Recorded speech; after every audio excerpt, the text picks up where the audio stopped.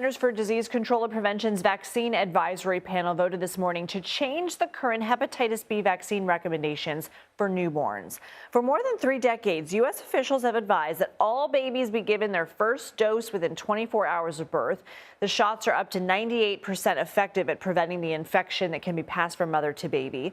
The new guidelines recommend the dose at birth only for babies whose mothers test positive or whose infection status is unknown.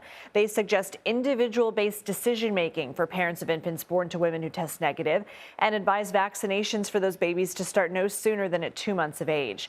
Many medical experts and organizations, including the American Academy of Pediatrics, oppose this change, saying it will leave young children at risk of an infection that can lead to liver disease, cancer, and early death.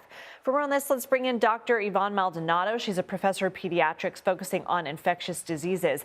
Thank you for being here, doctor. What's the panel's reasoning for the change? And for those who voted against it, what's their concern?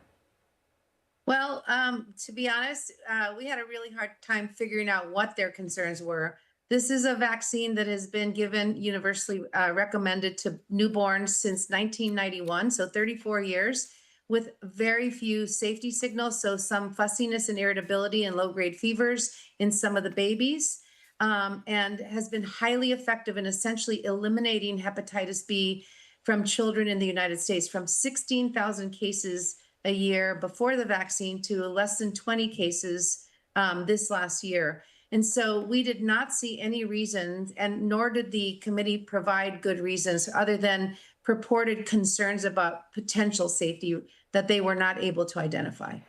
Are you, as a medical professional, concerned about what this means if vaccination rates for hepatitis B do reduce for infants?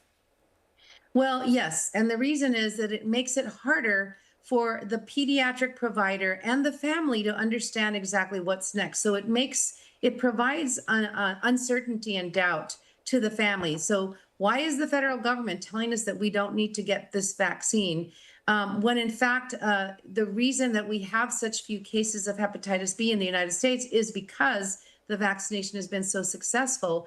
And yet we know that there are at least 2.5 million people in the US with hepatitis B, and over half of them don't know they're infected. So they could easily infect other people around them, including young children.